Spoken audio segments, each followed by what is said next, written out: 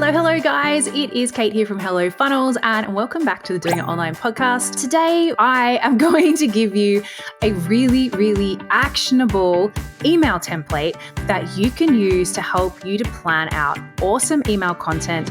This is designed to not just help you create better content, make sure you're ticking all the boxes that your content needs to tick, but it's also designed to be the thing that you reach for when you're having one of those days and you're like, I've got to write my content. Oh my gosh, I can't think of what the heck to write. This really simple little structure is going to solve all of those problems. So you ready? Let's dive right on in. Email marketing. We all know how important it is. We all hear people, I'm one of them, talking about how you need to build a list, But it's not just about building a list. You need to then nurture that list. You need to then create engagement and connection and provide value to that list. And let's be honest, if you've had a hard week, you're in the middle of a big project, maybe you're planning a big promotion, you're creating a new program or offer, you're writing a sales page, whatever it is, the thought of then sitting down and coming up with something that people would actually care to read, it can be a bit overwhelming, if not exhausting, or just really demoralizing. For my own sanity, I created a simple structure that you can use to plan out your emails each month.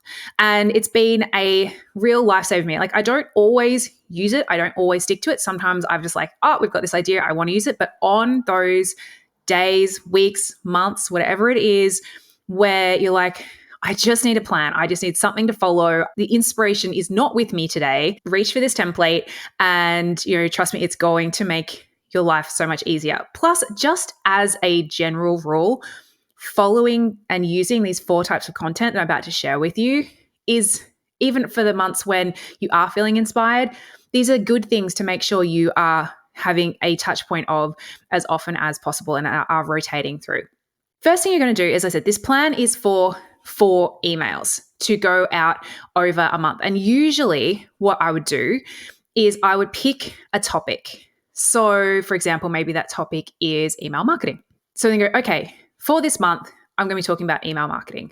If you have a promo or something coming up that is related and connected, then you're going to want to tie and choose a topic that's related. But if you don't, if you're just like, nothing particular in the calendar right now, I just want to do something that my audience is going to love, think about one of the most popular topics, one of the topics that always gets a good response, choose that topic, and away you go. So then with that topic as your umbrella topic, you're then going to have a set 4 different types of emails. And those types of emails are a value email, an inspiration email, an aha email, and a connection email. And I'm going to give you some examples of each. And so basically what you want to do is just on a piece of paper, write down your topic at the top, then write value on one line, inspo on one line, connection on the next line, and then aha on the next one. So what you want to do is choose one of these ideas and maybe bookmark this podcast to come back to anytime you're wanting to plan this out.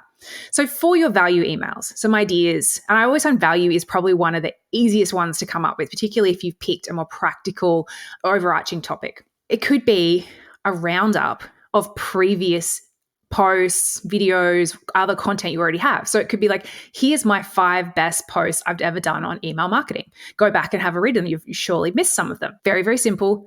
Very valuable. Or it could be a roundup of resources. It could be like, these are my 5 favorite books about email marketing, or these are the 5 best tools that I recommend for people to use for email marketing. Another type of value content, which is really easy to come together, is actually just resharing a related opt-in bribe that you have, or lead magnet, or other sort of freebies. So, these are people on your list. They've already opted in. You don't really need them to opt in again, but why not share this great resource? So like, hey, I've got this checklist, or I've got this template. I love you guys. You're my VIPs. You're on my list. I want you to just have it. And, bonus tip, if you can set it up so that they just have to click and then they get sent it rather than having to go and re-opt in again, even better. Next, for the value is to share a little doable, a little short thing that they can go and try. So whether it's a little strategy, it could be a recipe, it could be a formula, it could be step by step. It could be like, hey, here's how you make your green smoothie, a subject line formula, go try it, see if it increases your email open rates. Like something really practical they can go and do. So that's 3 ideas for value. So you just kind of go, which one of those feels right, fits best in with this sort of umbrella content. Next, we have the inspiration posts. And these traditionally, again, and easily are usually sharing a client's story or a client testimonial that is related again to the umbrella topic. So if you've got a client who, keeping the email marketing theme in mind, I might share about our lovely client Lonnie, who when she joined, she had 75 email subscribers, and with a couple of months, she had 750. Because remember, we always want to make sure these are still valuable. So the purpose of these emails is to inspire, to help people go, oh, that sounds like me, I could do this too. And to give them a little tidbit of something like, this is kind of, what Lonnie did inside the program. So they're still getting something usable, something valuable out of it. Next is connection.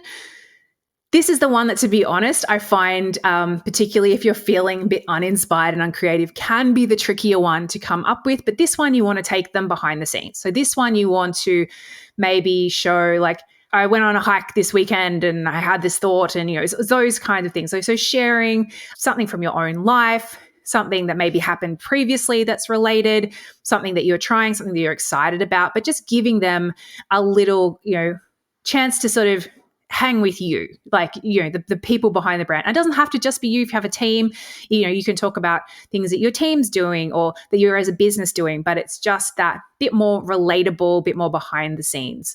And then the final piece is the aha. And this is where we want them to really go, oh, this person does things differently. This is why I am on their email list. They have a point of view. They have a unique perspective. I agree with it. It's the kind of, it makes sense to me, because that's how you kind of get that extra buy-in from people and how you kind of stand out in a very, very crowded market, which most of them are these days. So for an aha, again, there's a couple of different ways that you can do this or structure it. One is just to get up on your soapbox about something. Like, what is something about this topic that, really annoys you, or that, there are a lot of people say that you should do this thing, but that thing is actually outdated and it's damaging. Get on your soapbox, have a bit of a rant.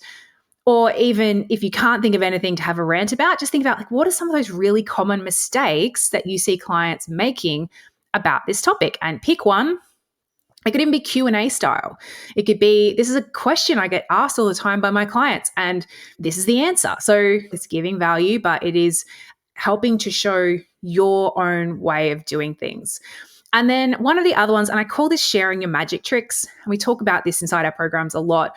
Everyone usually has 1 or 2 things that whenever you share it with people, they kind of go, oh, wow. Oh, I've never heard that before. Or, that people get really excited about. And it can be a whole range of different things. Like, it could be something that wouldn't otherwise fall in the value category. Like, maybe you share a particular formula for doing something. Maybe you share a statistic that not a lot of people know about. Maybe you share something like from like a screenshot of your own results on something, or a piece of your own story, but just something that, whenever you share it, that like their ears perk up, people get excited, or people are like, I've never heard this before. This is amazing. And we start to collect these magic tricks. The longer we've been in business, the longer we've been sharing content and teaching and sharing different things, we start to notice that thing was gold. That thing was a magic trick. I'm holding on to that, remembering that when I'm going to use it again.